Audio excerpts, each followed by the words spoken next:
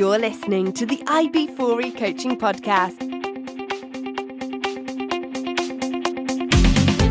Brought to you by IB4E Coaching, business coaching for executives, entrepreneurs, and small business professionals. Learn more at ib4e-coaching.com.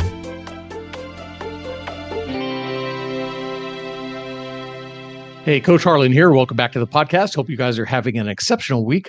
I'm having a great week, and I'm excited to introduce you to my guest today. Please help me welcome David Kitchen. David Kitchen, or Coach Kitch, is a founder of a top 20 leadership development company, Edge Leadership Academy. He's a former Division I football coach turned entrepreneur and a PhD candidate with a master's degree in sports psychology. Outside the classroom, he has a decade of experience building leaders, culture, and mindset at the highest level of sports and business. David has authored 3 books, including an international bestseller. As an award-winning speaker, consultant, and coach, David is trusted by hundreds of CEOs, coaches, and high performers to help them lead and win in business, athletics, and life. Coach Kitch, welcome to the program. Man, thanks for having me, brother. I'm gonna have to get your going rate and have you follow me around and give that introduction everywhere. That's awesome, man. Thank you. No worries. I had a guy that I went to introduce him, and he goes, I hate to do this to you, but he goes, I have a theme song. And I go, a what? And he goes, when I come on stage, I have a theme song that plays. Do you mind if I play that right now? And it's like, oh, knock yourself out, man. So he turned on this theme music like he's coming out like Rocky on stage. I love it. Whatever it takes, Very cool. Well, good stuff. I have been looking forward to this conversation. You and I talked before I was on your podcast. Mm-hmm. We talked a little bit about leadership and courage. And I thought, man, this is going to be a great interview. I've got a lot of stuff I want to dive into. I want to talk about your coaching for Division I football, your strength coach, right? Strength and conditioning coach. Yeah. Talk about that. Talk about how we can help our kids be better, more prepared for life and business through sports. Want to talk about the Edge Leadership Academy, the things you're doing over there. Anyways, we've got a lot of stuff to cover, tons of stuff. But before we get started, I've got 10 questions that I like to ask each one of my guests. Now, listeners know these are the questions made famous on the TV show Inside the Actor's Studio, where the host James Lipton asks these same questions of his Hollywood stars from TV, film, and stage. And I figured if they're good enough for the Hollywood elite, they're certainly good enough for my guests. So, David, if you're ready, I've got 10 questions for you. Let it rip, man. Let's have some fun. All right. Question number 1. What is your favorite word? Ooh, my favorite word is belief. Believe in yourself. Yeah. Let it rip. Absolutely. All right. What is your least favorite word? Can't. Simple enough. Absolutely. I think that's one of the top ones people come up with. Yep. All right. What turns you on? Listening to somebody talk about something that they're passionate about. I love being around passionate people. You can see a difference in somebody's face when they start talking and something lights them up. And I think the world dulls that so often. And so I love that, man. I love seeing that. And it honestly, it breaks my heart when somebody says, I know you don't care, but I get excited about it. It's like, no, keep going. Tell me, what is that? So yeah, when somebody's talking about something they deeply care about, that fires me up, brother. Very nice. All right. What turns you off? Complaining. I call it BCD, blaming, complaining, and defending. Yes, absolutely. 100%. All right. Question 5. What sound or noise do you love? Ooh, that's a good one. The sound when you're out fishing, there's a certain sound right in the morning when the sun's coming up and the birds start chirping and there's that silence of just the nature, the birds start chirping. Like I said, everything's starting to wake up. And that when you hear a fish jump, like that sound, man, if that could be the soundtrack to my life, I would love it. Very nice. All right. What sound or noise do you hate? Man, I don't know that I have one. I mean, nails on a chalkboard, the simple stuff, but I don't know that I have one that really eats at me. Yeah. I'm back at the bitching, moaning, whining stuff. Yeah. Absolutely. All right. Question 7. What is your favorite curse word? The most versatile word in the English language, the F word. I use it probably way too much. There you go. All right. What profession other than your own would you like to attempt? I'd like to think that I would be a somewhat decent attorney. I really, Nice. deep in my heart, I think I could do that. Yeah. Very cool. That passion would definitely carry. Absolutely. Mhm. All right. What profession would you not like to do? I just had this conversation with somebody. It's funny. I have no interest in ever being like a rock star. Or a stand-up comedian, like doing the same shows and the same sets on a bus and being on tour. Yeah. That lifestyle does not interest me at all. Very cool. All right. Final question. If heaven exists, what would you like to hear God say when you arrive at the pearly gates? You lived up to your potential. Awesome. Very Yeah, cool. yeah. You Awesome. did what And you're you supposed to absolutely do. have. And we're gonna go into all of that, some of the stuff that you've done, because it's just been an amazing trip. All right. Listeners, we're going to be talking about how David got his start, some of the things he's doing now with the Edge Leadership Academy, some other programs he has going on, and we'll cover courage and leadership. So we'll talk about all that and more right after this. So stick with us. And I'm back with my guest, David Kitchen. David, thanks again for being on the program. I've been looking forward to this conversation. So tell me about your background, how you got started. Did you played sports in school? What got you turned on to being a coach? Yeah, so you have to kind of understand the background and the context of it. I was born to a single parent, so didn't have a father growing up, never met my biological father. And so at a young age, my coaches were like my father, right? And they were, the male role models that I had in my life, and they made a tremendous impact on me from high school to college. And was very fortunate to get the opportunity to be a part of a high school football program that is, on the top 10 list for winningest programs in the country. And so I got indoctrinated into this culture of performance at a really young age. I mean, you start training in the 7th grade and it goes all the way through. And so I got to see what great leadership and what great culture meant at a young age. And that gave me the opportunity to then use football as a vehicle to get to college. Because again, coming from a single parent household, lower class. I mean, we were broke to call a spade a spade. I wouldn't have gone to college if it wasn't for sports, and so got the opportunity to go to Susquehanna University, play football. And while I was at Susquehanna, it's kind of interesting. It's a little side story, but it's interesting because I was really highly recruited younger in my career. So my junior and senior year of high school, I was very highly recruited, and I ended up getting hurt. And so I lost all of my big time opportunities and ended up at a really small school. And when I got there, I didn't handle that well mentally. I was a nightmare off the field. I had a lot of issues that I needed to work through on my own. But I had a coach there who did not give up on me, even when I tried to give up on myself. I mean, he refused. And so that was another instance of the impact that a coach can have. Even I was medically disqualified after my sophomore season, so I still had 2 years of eligibility left. But medically I couldn't play anymore because I had so many surgeries on my knee. And he could have written me off. He didn't have to have anything to do with me at that point. I was just a normal student, and he secured an internship for me.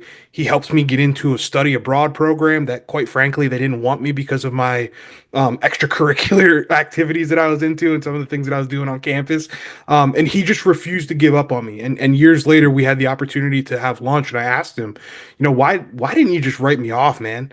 Like, why didn't you just get rid of me? And he said, Kitch, you needed the game more than the game needed you. And you needed Wow. to be around people, more than you knew. And so, again, just another, instance of the impact that coaching can have, man. And so once I graduated, I got into IT sales, and I wasn't sure, what I wanted to do. I was successful at it. I was making money, and it was a great time to be in IT sales. It was 2014, so the cloud solutions were just coming out, and so, the money was running in. But I remember being around the other sales reps and just thinking to myself, like, this isn't success for me. The fancy cars and the fancy watches, it wasn't what I was all about. And so I got a phone call just out of the blue from a former mentor of mine. And he called me, and he was a guy that had coached me in high school, and he said, hey, I'm taking over this new program. They're bad traditionally, but I want to turn it around. Do you have any availability to come coach? And at that point, it had been 3 years since I had even been near a football field. I stayed away because of my injury and everything else. I was a shell of myself when it came to that. And so I was like, you know what? Yeah, I'll do it. And I did it, and it lit a fire in me, man. And so I went home and I literally wrote handwritten letters to every Division I school on the East Coast, and I said, I'll quit my job and come work for you for free if you give me an opportunity. And so I got an opportunity at Pittsburgh, Pennsylvania, at Robert Morris University, and that led to a 10-year career in college strength and conditioning. Got the opportunity to coach at some of the biggest schools in the country, and was the youngest head strength coach in the country at 24 years old, and it was a phenomenal experience, man. So that's kind of what got me started into it. And through that process, I just fell more and more in love with the mindset piece and the psychology behind the performance. Not so much I was training the physical side. I was a strength and conditioning Mhm. coach. And so I'm training the physical body. But even now when people say, what was it like to be a strength coach? I say, I didn't coach physically. I coached perspective. I coached Right. process. Like that's what I coached. And the physical piece was just the vehicle to get those lessons across. And so the more I fell in love with that, and then getting my master's degree in sports psych, I was like, I could do something with this. And so when the pandemic hit, I did the same soul searching that I think a lot of people did. And I realized, I had done what I wanted to do in the college world, and I had achieved what I wanted to achieve. My goal list was checked off, and I said it's time for me to step out and try and take these lessons that I've learned and these experiences that I've had, and take them to a broader audience. And so I went home and Googled how do you start an LLC, man, and then Edge Leadership Academy was born, and Yep. 5 years later, here we are. So that's the long-winded version Very cool. to your answer to your question. Oh, the University of YouTube, right? Yep, Yeah, you can find how to do proud almost graduate. anything online. Yeah, absolutely. Yeah, people, I think they don't realize the impact that a coach or a teacher of any kind, right? Somebody Mhm. like that, a mentor, can have on a student. You're right. They can just write you off, push you off to somebody else, forget about it, promote you, even though you shouldn't be promoted to the next grade or whatever and stuff like Mhm. that. There are those very few though that actually take the time out and really work with you. My wife talks about her softball coach when she was growing up, how he was more of a father figure and a leader figure than she had in her life, and it was amazing. Um, can you think of one student that really stands out for you that you Oh helped? my gosh, yeah, absolutely. There was a young man. I'll tell you two. I'll tell you my biggest failure and I think my biggest success, man. So there was a young man that he was a phenomenal basketball player. I was a young coach. I was early in my career, and he made some really tough decisions, made some bad decisions off the court, and ended up getting arrested. And he ended up going to jail for armed robbery and a myriad of other charges. And when he was out on bail, he came to the university to get his stuff, and I got a phone call from his mother, and his mom said, "Hey, he's on campus. He'd like to see you if he can." And I said, "Yeah, of course." So I went and met with him, and in that moment, honestly, that was my biggest failure as a coach. Is I thought to myself, what did I not do that made this young man feel that he couldn't come to me? Right? Like before he made that decision, what did I not provide that he felt that he had to go and make, that was his only choice, was to go and be involved in these things. And again, we can't save everybody, but as a coach, you feel immediately, you look in the mirror, right? And so that was my biggest, that weighed on me. And it happened only, my second or third year as a coach. And so I took that through my entire career. And at that point, I made a decision, that relationships would always be more important than rings. I never took a championship ring till my last season as a coach. Mhm. Because of that, because I never wanted to lose the reason behind why I did what I did, right? And so having the opportunity to talk to that young man that day, he asked me, and I remember him looking at me, and he's in a white t-shirt and he's disheveled and his hair's long because he'd been in jail, and he says, "Coach, what do I do?" Right, And I said to him, I gave him a piece of advice that a coach had given me a long time ago, and it was, this moment does not define you. right. What you do next will. So this is one of the most important times of your life, is what you choose to do with this. And so yeah, that was early in my career, and that shaped it. So I would say that that's my biggest failure as a coach. Honestly, I take that on me, that I felt that this young man couldn't come to me and talk to me. And so he sticks out, and I wish him nothing but the best. I hope he's doing well now. And on the flip side of that, man, we had a young man that came from a tough background, and he was he was a superstar at another school, got in some trouble off the court, off the field. He transferred in, and the coaches were like, we don't know what to do with this guy. And me and him would butt heads daily. I mean, daily. He wanted to do things his way, and I wanted him to do our way, which was the culture, which was to buy into the process. And so we would go to battle, man. And there came a point, and I remember we were doing pull-ups. So we were doing weighted pull-ups, and he had to do a set of so many repetitions, and he didn't want to do it. And he's like, dude, I'm not doing this. And I said to him, then we'll be here all night because I'm not going anywhere. Mm. I'm going to love you no matter what. You can get as mad as you want at me. I'm not going anywhere. You're not going to outwill me. And that relationship eventually built into a great relationship where I was the guy on staff that when there was a problem with him, they'd come to me and they say, hey, can you talk to this guy? Because they knew he listened to me. They knew we had a relationship. And many years later, I got a random FaceTime from him and I answered it. And it brings a smile to my face, man. It was him in the hospital holding his baby girl. He had just had a baby Oh, girl and he FaceTimed me and he said, Coach, I just want to thank you. wow. And that meant the world to me, man. And when he signed his first pro contract, he sent me a signed jersey and a nice letter, and we still talk to this day, man. So that's what it was always about for me. It's about the relationships. That is awesome. Yeah, yeah, I can see that. Yeah, I played basketball in high school, but our coach, was more interested in his record Mhm. than teaching us. He Right. was hoping to get out of the high school and get up into the college ranks or beyond. So he was interested in winning. So he had his top five guys that he would play until they dropped. Hmm. It's like, I'm not learning from this. I don't feel good about the team and everything like that. The coach makes that experience Hundred one way percent, or another, hundred right? percent. You can make it or break it. You can make it or break it. I just said this recently on another show, and I've posted it on my social media.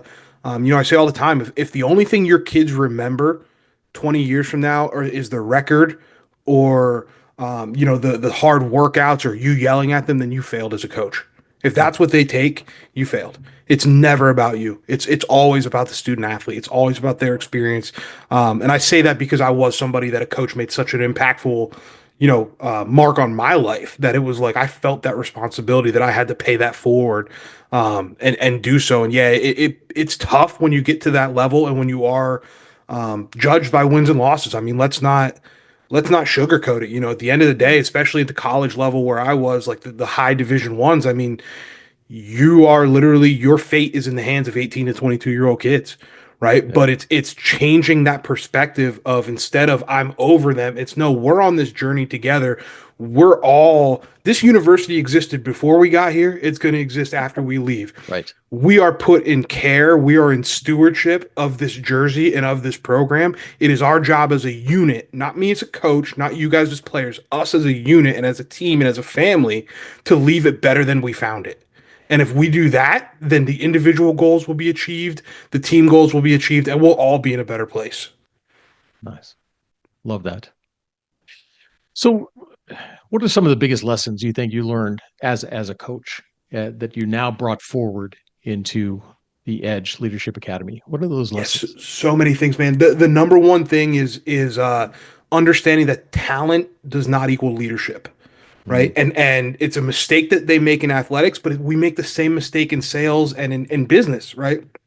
Where we equate stats and data to leadership potential. And it's just not true. It's just there's so much data that tells you that it's not true. And so I think that's a huge lesson that I took is being more intentional about the way that you choose the leaders of your program. And it was something that I advocated for highly as a coach, and what I advocate now when I come into businesses as a consultant is you have to have a leadership pipeline. You Mhm. have to be creating leaders before it's time for them to lead. If you throw somebody into the battlefield, the US military does not just drop somebody overseas and say, Right. "Hey, you're in charge." Right? But we do that all the time in business and in athletics. In athletics, we wait till a kid's a senior and he has, X amount of touchdowns or points or whatever. And then we say, hey, you're the captain of the team. Well, what training did we give him? And then on the Right. business side, if somebody crushes it for 3 quarters in a row in the sales department, all of a sudden they become the sales manager. And it's like, what, how does that equate? There's no, you're talking about a different skill set. So I think that was a big thing that I brought over. And then the other big lesson that I brought and I weave into what I do now as a consultant and as a leadership coach is that when you get towards the peak, when you get to whether it's elite athletics, elite business levels, whatever, the talent gap shrinks. And people think that it's a talent gap thing. It's not, right? It's really not. What it is the intangibles. What it is the character. What it is the habits. What it is the mindset. What it is the environment that those people create. So carrying that over, I think, is huge. And the example I always give is the worst player in the NBA is closer to Michael Jordan than any average person is. Right? Yeah. Like the talent gap is not that big, but yet when we watch them on TV, what do we say about the guy on the end of the bench when he gets in and misses a shot? Oh, well, he sucks or he stinks. He's still an Yeah. elite level player. That's not the difference. The difference is all the other things. Like if you look at a guy like a Tom Brady, the difference was his preparation. The difference was his competitiveness, right? Those are the things. And so I think, that's something that I definitely take over. And then the ability to be consistent, right, is the other big thing that I bring over from sports is winning once in a while is luck. Winning once in a while requires talent and luck. Winning consistently requires a system. It requires processes. It requires a culture. It requires a developmental approach to things, right? So those are just some of the lessons that I took over. And then obviously, handling adversity and resilience, Sure. those things. I mean, there's nothing more sobering than standing on a field and looking at a scoreboard with all zeros on it, right? And seeing that you're on the other end of that and the side that you don't want to be on. Right. So you learn that in sports as well. You bring that over, and we face those days as entrepreneurs, right? There's days Oh, yeah. where you're on the bottom end of the scoreboard, right? And again, it's can I take time to take this lesson in from what happened and say, okay, how do we make sure that this doesn't happen again, right? Without allowing it to cloud my vision moving forward, without allowing it to dissuade my belief in the process, and without allowing it to filter into the way that I emotionally regulate with my team. Like there's a lot of things that you have to really process and function in a short amount of time in the athletics world, just like you do in business. Yeah. Yeah. Don't let it demoralize you, right? You're looking at that scoreboard at zeros. You've got to motivate yourself, motivate your team, get back out there and keep going. Yeah, absolutely. Is it one bad scene or is it a bad movie? Right? Yeah. Those are two very, very different things, but it's easy to look at it and say, "Oh, here we go again." Especially if you're trying to turn a business around, right? Or if you're trying to turn an athletic program around. If you have a team that's used to losing and you come in and you lose your first game after hyping everybody up all off season, it's easy for the team to say, "Oh, here we go again." It's easy Yeah. for you as a coach to say, "Oh, nothing worked."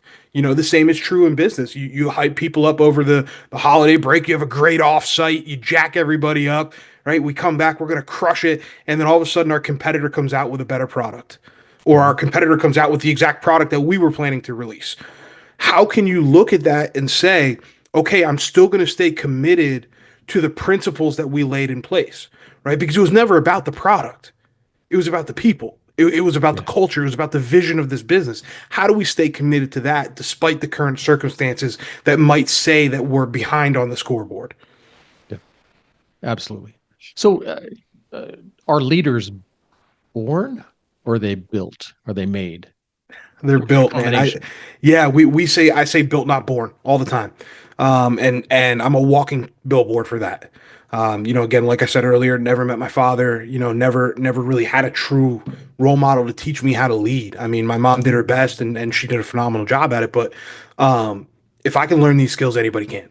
And the more that I studied it from a psychology standpoint, through my master's degree and now through my PhD studies, the data just is conclusive that it is skill set and it is something that you can build through repetition. There's a set of skills that it takes to be a great leader. And within that, there's sub skills and subsets and nuance, obviously, which is where the born piece comes in. A lot of people say, well, so and so is extroverted, or they have a natural charisma about them, or they have these certain skills. You can be born with skills that will lend themselves to leadership. But if you don't sharpen that sword, they're not going to be effective, right? And it also, you have to be sharpening the entire toolbox, right? So it's not just one skill set, right? Right. Like Abraham Maslow says, right, to the man who only has a hammer, everything begins to look like a Everything nail. looks like a nail. Yeah, So absolutely. you have to be building that entire skill set. So to me, leadership is It's not these inherent things that we're born with. It's the culmination of what we're born with mixed with the Yep. skills that we build. And that's what develops that unique leadership persona, right? But at the end of the Yep. day, your character drives everything, and your character is something that has to be built. You're not born with that. Well, and see, I'm kind of on the fence there because I've worked with managers who have gone through all the Hmm. training and everything like that. They aren't leaders. They're not Hmm. leaders. They don't have that drive, that desire, that mindset. They've been taught all the things, so they know the motions and they go through the motions. But they're not really leaders. I think you have to have that core, something inside that says, I'm here. And you've probably worked for people that way and seen people that way that are in a position because they've been forced into the position, Hmm. That's the but worst they thing you don't can really do. have that drive. Yeah. No, it's the worst thing you can do. And if you look at the data, one of the number one statistics of leadership outcomes is the desire to lead. Do you have the desire to lead Right. people? Right. And what is that linked to? Right. So you can get deeper into it. You can start to peel back the layers and say, so for instance, maybe you're just checking a box on your career checklist and you're like, hey, I need to get to this role so that I can make X amount of money so that I can provide for my family. That doesn't Right. equate to great leadership, right? It just means that you're getting there because you're getting there. So you may build the skills that you need to get there, but you never built the quote unquote soft skills, which I call hard skills because they're hard to Right. do. It's the Yeah. character piece. It's the why do I want to lead, right? And so when you see great leaders and when you see people that go above and beyond what you're talking about, the management side, it's people that can link why they're leading people to their Right. core, their human side of why I do what I do, right? So for Right. instance, when I look at even leading my own team now within my business, my personal vision statement is to leave a legacy for my family to be proud of. Not financially, but through the people that I impact. That's my vision as a human. My vision as a business is to arm as many people as possible with the skills that it takes to lead in business and life, right? But by linking those two together, by understanding that through what I do with my business, it will allow me to leave that legacy. I now have that desire to lead a big business and desire to lead my team a certain way, right? So I think that's where some businesses are missing the boat is not linking that personal side to the business side. So one of the exercises that we do a lot is having managers and leaders do that soul searching of what is your personal vision statement, right? Now, Sure. how do we link Yeah. that to how it shows up as a leader? And then you start to see, to your point, what you said earlier, you start to see it starts to shift that way and the pendulum starts to swing to now it's like, no, I understand why I want to lead. And sometimes Yeah. you have people that say, hey, I don't want to lead, right? And then Oh, that's yeah. that's another conversation, right? Of hey, I was And forced into this. that's a maturity level that they know that's not where I Right. am. I mean, And there are a sometimes it's lot of people that, self-awareness. yeah, which is great. You don't see that often. You've got a lot No, of people who are technically very good at what they do. That doesn't mean they can lead, right? correct. So, I really appreciate your LinkedIn profile where you say your job, right? What you do, your role, helping leaders become someone worth following, going somewhere worth going for a reason that matters. Perfect. That's it. That That's all sums it up right leadership there. is. That's Yeah. all leadership is. At the end of the day, Yeah. it is overcomplicated and it is beat to death in books and it's beat to death in theory and it's beat to death in every way that we possibly can. Yep. Um, but at the end of the day, it comes down to are you somebody worth following? Are you going somewhere worth going? And are you going there for a reason that matters? Right. Yep. And I think if you answer those three questions, um, you're off to a great start. But I think you, again, it takes that self awareness. It takes that ability to step back and say, okay, would I want my son or daughter or my significant other or somebody that I care about to follow somebody like me who's going in the place that I'm currently headed towards for the reasons that I'm stating are important, right? And I think that reframe and that ability to zoom out for a second can be really powerful for a lot of people. So that's exactly what I do. I try and take data. I mean, obviously, we have actionable, science backed things that we do, right, from a baselining standpoint and an assessment standpoint. But I try and take all that stuff and humanize it and bring it back to, at the end of the day, no matter what industry you're in, it's the people business. And so we have to answer those three questions. Love it. I read a study out of Germany, I think it was. They took people out onto a big field, blindfolded them, and said, walk straight ahead. And after a while, they started walking in a circle. And if they'd continued, they would have made like a full circle and stuff like that. When you blindfolded them, you take away their ability to have a reference point.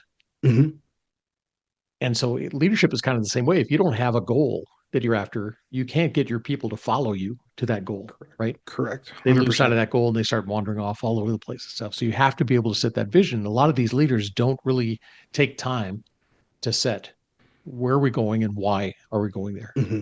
And then reaffirming it, right? Saying it once at the beginning of the trip. If we're going on a road trip from Maine to California, I better be telling you multiple times throughout the trip where we're going and why, Yeah. right? Because at some point it's going to get hard. You're going to get sick of riding in the car and you're going to say, wait, why are we going to California again? What was the point of this? Right? So if I'm a great leader, I'm reaffirming why we're going where we're going, why it matters, and why we're going together. Right? Why is this group of people here? And one of the strongest reminders of that I lean back on is I had a coach that I worked for, where every Saturday before the game, and big time Division I football, I mean Saturdays are hectic, and we would meet as a staff before the game, and the last thing he would say to us before we got on the bus to head to the stadium was, "You guys are here because you are the best in the world at what you do. And I believe in each and every one of you. We are going to do XYZ." He'd state the goals for the year, whatever those things are. He'd state the vision of the program. And he would look at us and he'd say, "I love you. I handpicked each and every one of you. We're here for a reason. Let's go have fun. Let's go be great at our jobs." And it was like, that's a reminder consistently, so that no matter what happened on the field, and it gets hectic, it gets hot, it gets heated. We used to joke about it. We say it gets hot in the arena, man. It's tough down there when all the lights are on. But we were able to lean back on that. And so that allowed us to problem solve at a really high level because we knew where we were going. We knew why we were going there. And we felt the connection amongst the staff that we were going together. So that way, when we held each other accountable, which we did at a very direct way, right? And sometimes even brutally honest way. But when you did that, everybody understood that the goal was best possible solution, minimal amount of time, no side effects. That was it. And so it allowed us to have these really honest conversations really quick. And so we could problem solve at a high rate. And it was faster than other people because we had all those things in place. And so if you have a leader, if you're a leader of a business, that's how you allow your team to have those, I call them confrontations, or I call them, being able to literally have where we're bumping into each other. We're creating friction in our business. We have those moments in our team now. But I create a space where we all know why we're here and we know where we're going and we know it's worth going there. So that means we have to have this moment. We have to have these moments of friction. The teams that are really successful are teams that have learned how to navigate conflict and keep it positive.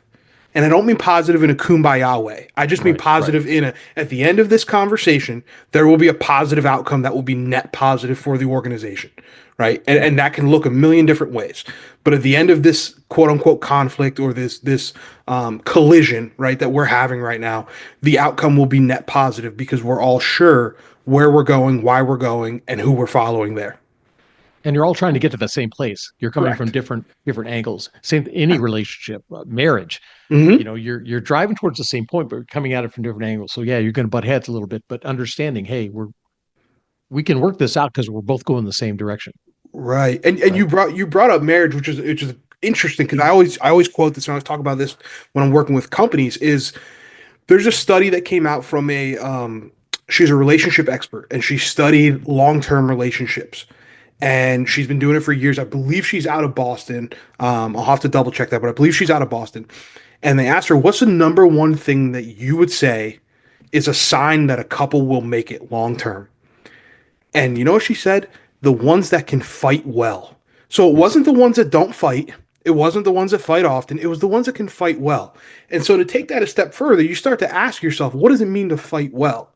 Right. And so I've dived down into relationship studies and I started to go down the rabbit hole on that. And what I found and what I came up with after kind of synthesizing all the research and what I found was that to fight well means that it's always me and you versus the problem.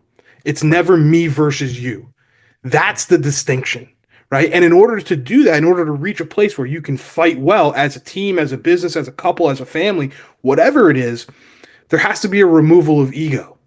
And in order for there to be a removal of ego, there has to be an understanding and an assumption of positive intent, right? That no matter how heated the conversation is, I'm always assuming positive intent. I'm always assuming that the other party is doing this to help me, not to hurt me, right? And the way that you get that to exist, that assumption of positive intent, is to create a culture of psychological safety, right? Nice. And people think psychological safety means kumbaya, we're going to hold hands, everybody's safe in the Right. flower garden, right? And that's not what it means. That's not what it means at all, right? It just means that we're not going to weaponize each other's weaknesses against them. We're not going to hold people to unspoken expectations. We're not going to criticize or demean people who are vulnerable and willing to take a step out and try something and fail. We're not, those are the things that create psychological safety. So I say all that to say, great teams have a ton of conflict. Great businesses have a ton of conflict. The difference is they've learned how to navigate it and navigate it well. So if you're a business owner or if you're in your relationship and you're saying, "Hey, we gotta back off on the conflict. We fight too often." You don't need to fight less. You just got to figure out how you're fighting and make sure that you're fighting in the right direction. Exactly. Love that. Very cool. Edge Leadership Academy. Tell me about that. Who do you work with? How do you help them? Yeah, Edge Leadership Academy is my brainchild, man. That's my baby, and we work with organizations. We kind of have three. Let me put it this way: we have three legs to the business. So we have our B2B leg, which is the primary driver of everything that we do. It's our primary revenue driver. It's also the majority of our client base. And what we do there is we come in, and our job is to help companies attract, retain, develop, and get the most and maximize key talent, right? From a leadership perspective. And so we do that through a variety of ways. We offer consulting services where we'll come in and help you set up your own leadership development pipeline. We'll do trainings, ongoing, all those things. We do keynote addresses. We do one-off workshops, coaching. I mean, we do a myriad of things within that. But ultimately, the goal is to be different than other consulting companies in the sense that we're not going to hand you a manual of all the things that are wrong with you and then disappear and then charge you $1 million to come back next time and fix it, right? We're with you through the whole process. But that being said, we're with you through the whole process like when you're teaching a kid to ride a bike, right? Where I'm going to walk with you. We're going to take the training wheels off. We're going to start going faster, faster, faster. You're going to think that my hands are still there, but really you're running the ship now, right? And then I'm just there for you to look over your shoulder for correction when you need it. Right. And so that's the approach that we take on the business side. It's been a phenomenal experience doing that.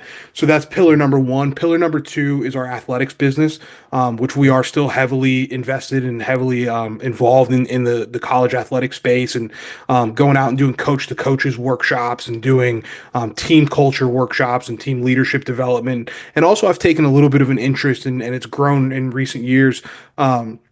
In student athlete development. So off the field stuff. Let's talk about career planning. Let's talk about career management. Let's talk about translating those skills from athletics into the corporate world or whatever your next step is, right? Because if you look at the data, I mean, I don't want to misspeak here, but I believe it's 90% of Fortune 500 CEOs are former athletes. So it's an overwhelming chance that you're going to be in a leadership role if you're a former athlete. So let's learn how to take those lessons and translate them. So we do a lot of work in that space as well. And then finally is the third space, which holds it all together, which is our individual or direct to consumer type business, which is performance and mindset coaching. We do leadership coaching, group style, community style, one-on-ones. I mean, all types of different stuff. But that's the one that really holds the all three together. And at the end of the day, you said at the beginning that our goal and our mission, right, is to arm as many people as possible. So that's why we play in all three sectors, and we kind of stick our tongue out at people that say you got to pick one and niche down and do this, and we're like, no, we're gonna help. We're gonna help people because our lessons and our vision and our approach transcends industry. And I know that sounds corny to say, but it's just what we found, man. And we've seen the progress, and the results speak for themselves. Fortunately for us. Nice. And you are big in systems and processes, right? Absolutely. Yeah. Why are those? I mean, in sports, you have systems, right? You have your plays you're going to run. And as long as you run the play the way we have it set up, it's like a recipe. As long as you follow the recipe, it's going to work out like this. Maybe not every single time, but 95, 97% of the time. Same thing in business, right? What are some of the processes and systems that you help businesses implement? Yeah. Again, going back to what we said earlier, I think if you look at all the steps that we try and help with, which is attract, retain, develop, and maximize talent, right? Each of those has their own process. So when we talk about attracting key talent, right? Well, what is our vision statement? What's our mission statement? And not from a high level HR department type standpoint, but what are we actually doing to attract key talent here? Right. And the best way to do that, believe it or not, your best recruiting force is your workforce. It's the people Yeah. that work for you already. It's your employees. And so how do we create an environment that attracts other A players to want to come work for us? Well, we close the gap between what we call your stated culture and your experience culture. That's Right. huge. That's what The we're trying stated to culture. do. So many businesses, they state, oh, Hmm. our people, our biggest investment, our people are like family, blah, blah, blah. It's like, you don't demonstrate that. Right. Your employees, if you talk to the employees, they don't feel that. So just having those words up on the wall, on the signs and everything like that, you've got to actually show, right? Right. Demonstrate. And to your point about processes and systems, right? So we say, okay, that's the process through which that we're going to attract key talent. The system for that is to then take each of our core values for whether it's the entire organization or just a certain team or however we want to do it. And we're now going to break it out into a chart where it's okay, say our value is innovation. All right, so that's one of our core values. What does it mean or how does innovation show up from an internal standpoint when we deal with each other? What does innovation look like? What about from a customer facing standpoint? How does that look? What about in meetings and SOP adjustments? How does innovation look? Right. And so I'm actually challenging us to come up with specific behaviors that show that. And now you have a system for absolutely ensuring that innovation is actually part of your process, right? So that's, to me, when we look at that, when we break that down for each step of it, right? So again, that's the attract step. Now let's talk about retaining. So if we say that we want to retain them, well, what's our system for retaining key players? What's our system for development? Right? So if we want to retain them, well, that means that we need to have different types of meetings. So that means we need to change now our process for employee development. So the system needs to look like this. We now need to be having 3 different types of one-on-one meetings. And I'm not saying that you have to fill your whole calendar with them, but we need to be having coaching conversations, right? Which can be internally, or we're more than happy to take that on for you, right? You need to be having mentoring conversations. So coaching conversations are business related, but they're about hard skills. What do we need to get better at from a hard skill standpoint, right? Yeah. Mentoring conversations are about life.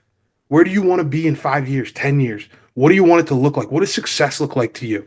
And then you have your normal one-on-ones, which are your data-driven, results-driven meetings, right? Let's talk about what's going on within the company. So again, when you look at attract, retain, develop, maximize, we need to have systems and a process for each, and then systems within that ensure that those processes are being met.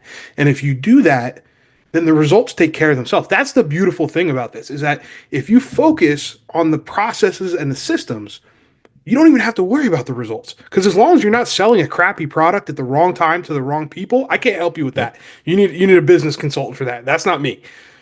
But as long as you have your product fit, you have your ideal customer profile set up, you have your financial system in place, everything's in place. Assuming all that is right, if you take care of these systems and processes with your people, you will be a high performing company. It is literally almost impossible to not be a high performing company if you handle these things.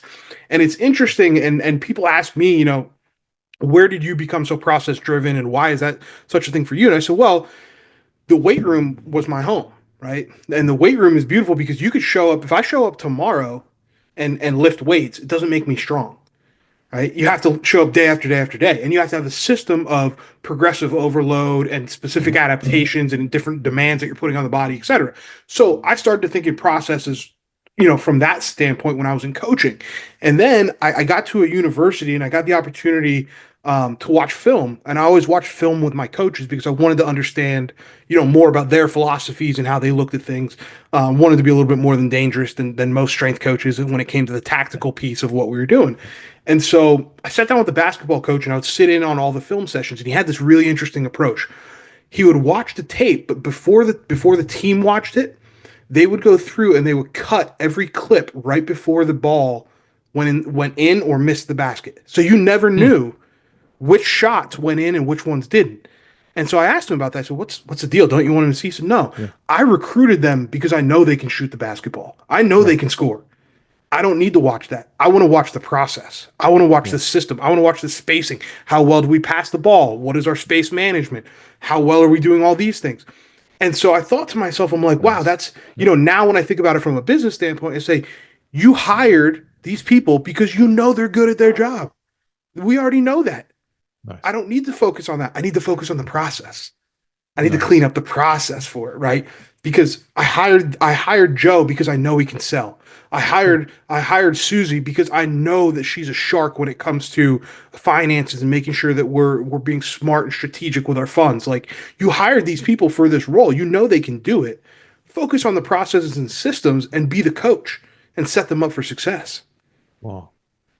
Love that. Yeah. Don't focus on whether it went in the basket or not, right? That's not the point of us talking. Are you following the process? Are you doing everything you need to do? That'll take care of itself. Yeah. Are you doing this? That's a Yep. love that. Very cool. So aside from Edge Academy, you've got the arena now. Tell me about the arena. Yeah, the arena. This is my love letter to the world, brother. This is something that I've been working on for 2 years now. So, for a long time, I listened to the gurus and I listened to people telling me to pick a niche or pick a lane and run with it. And so I Mhm. ran in the B2B lane and I ran in the coaching and consulting lane and I loved it, man. It was fun, and I still do it.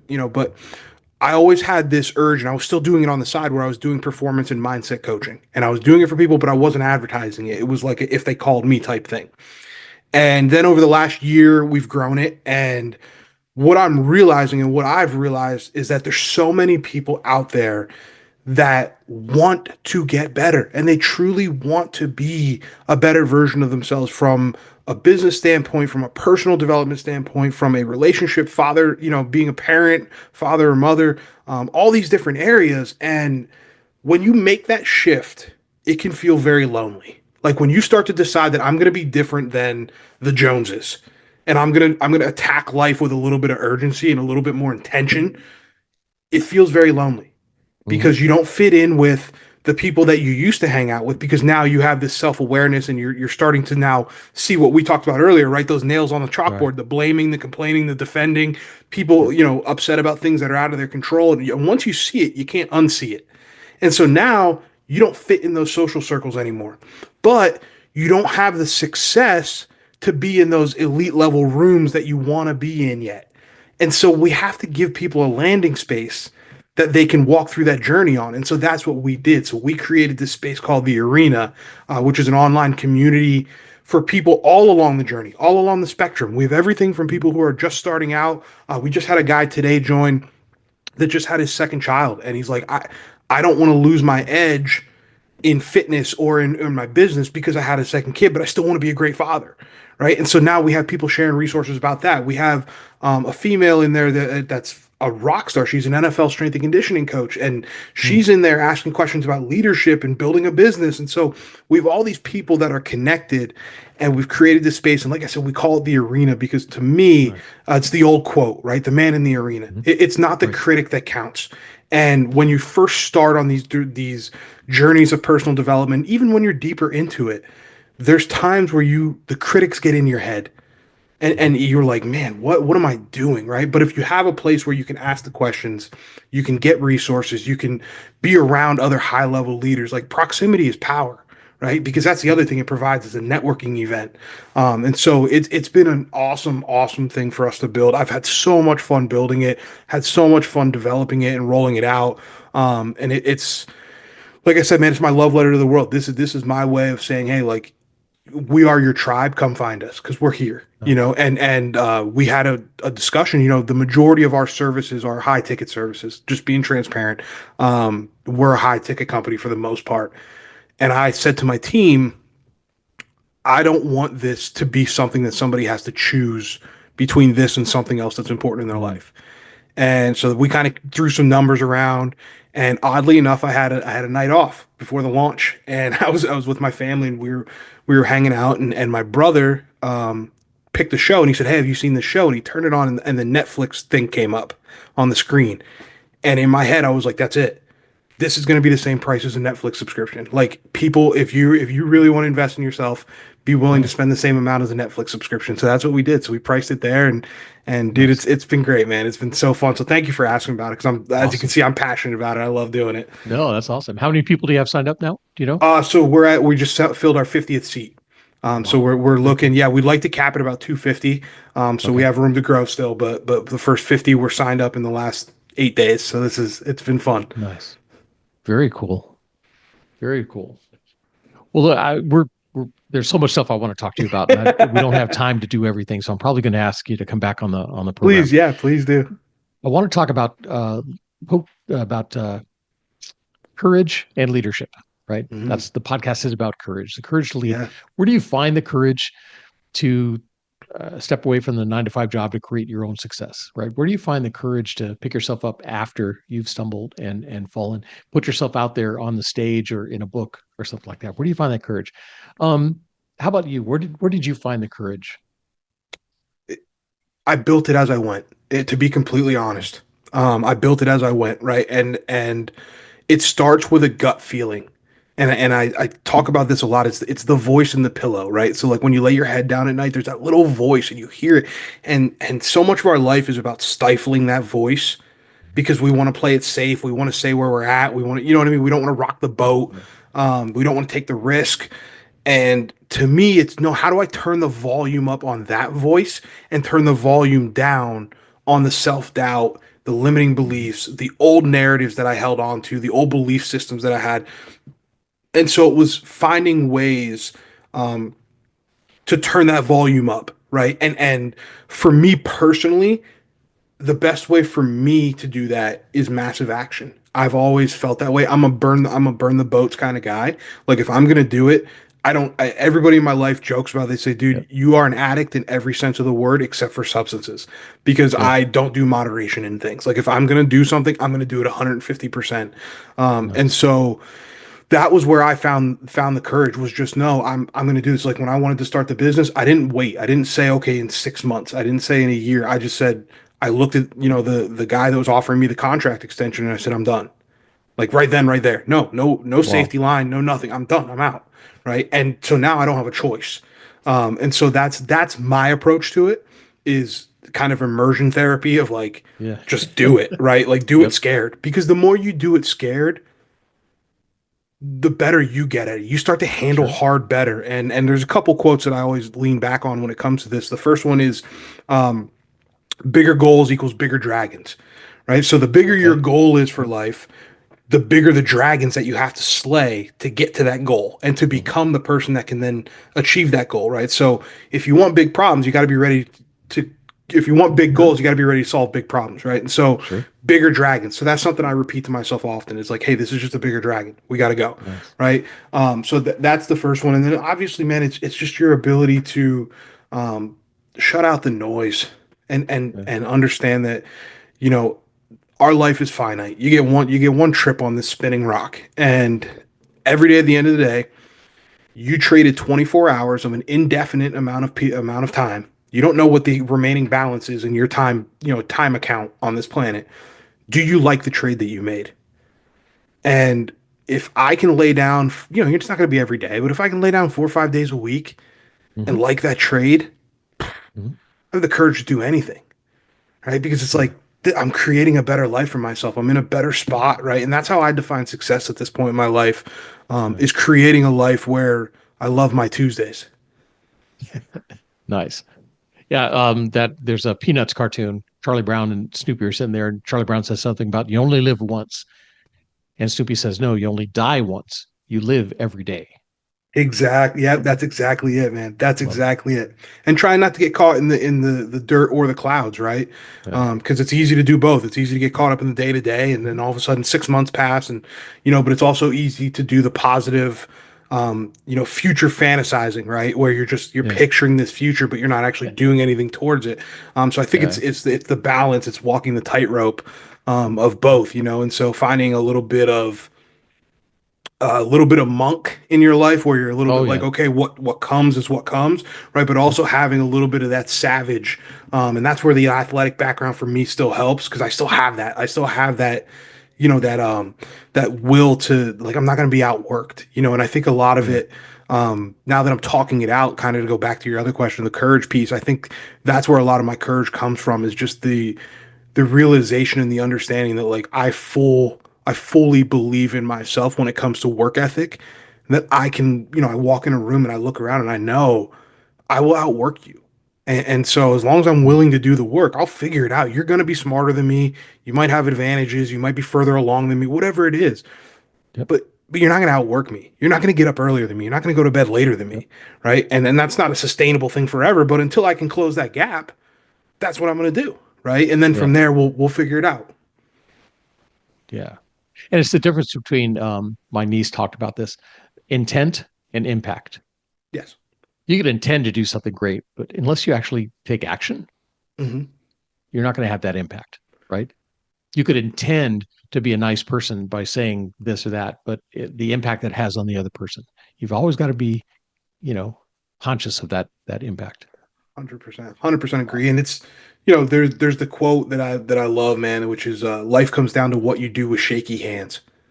Yeah. Like, who are you when your hands are shaking and you're terrified, right? Can Yep. you still remain, again, to your point about the impact and intention, right? Can you line those things up the way you want when everything around you is telling you fight or flight?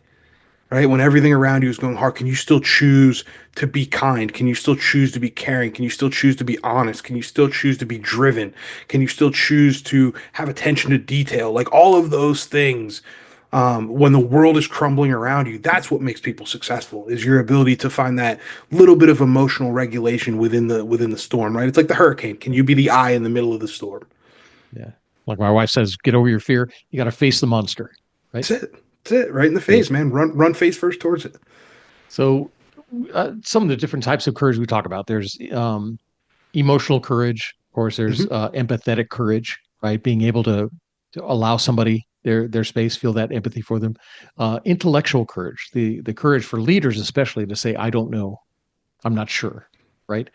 Um, for leaders, is there a certain type of courage they need to have? All of the above.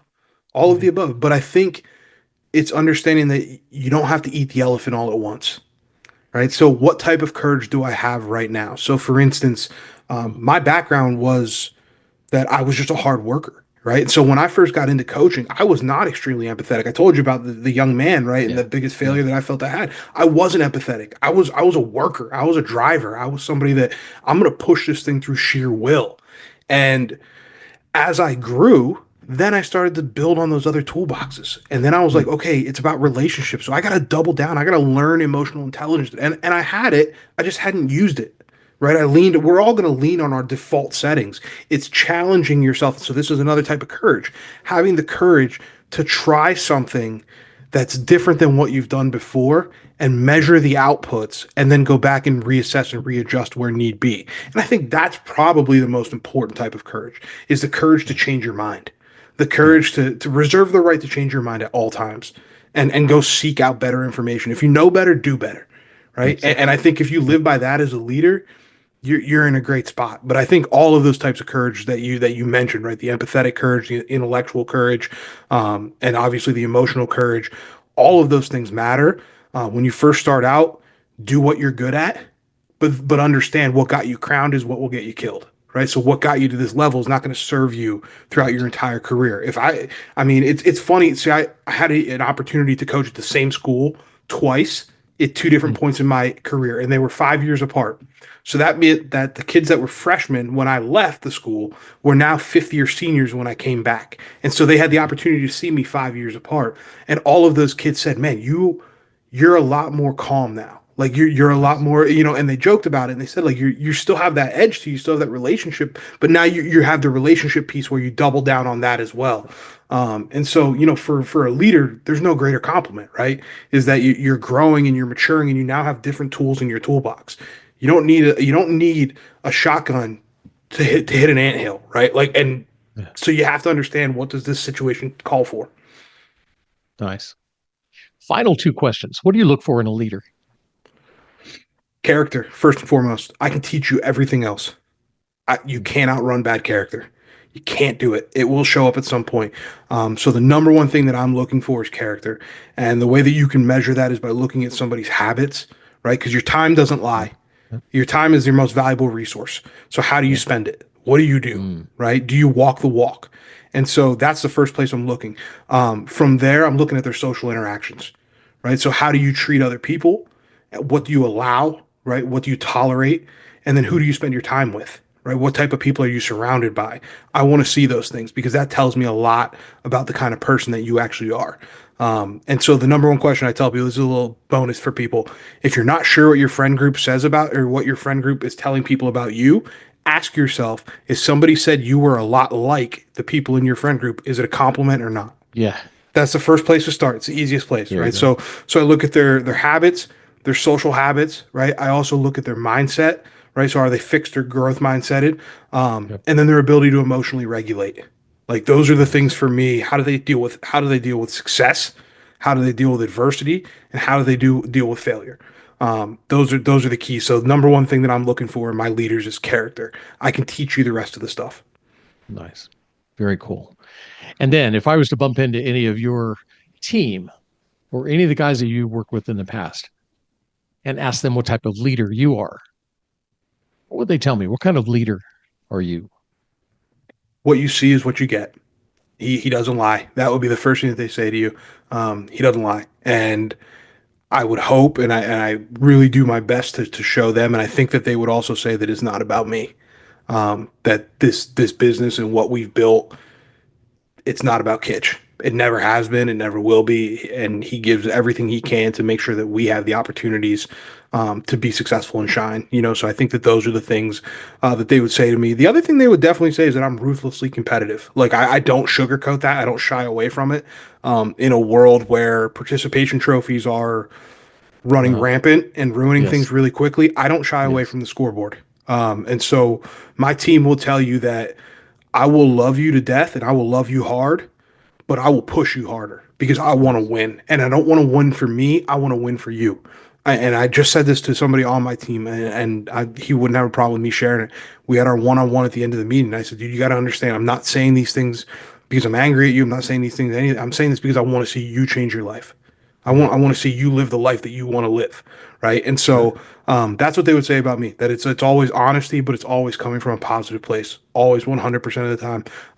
I'm the guy that if you call me at 3 o'clock in the morning, I'm gonna answer the phone. I'm gonna do what I can to help you. Like that's just who I am. It's at the end of the day, like I alluded to my mom a couple times in this, but the number one underpinning and the foundation to my leadership style is what I saw her do, which is leading with love. No matter what. Nice.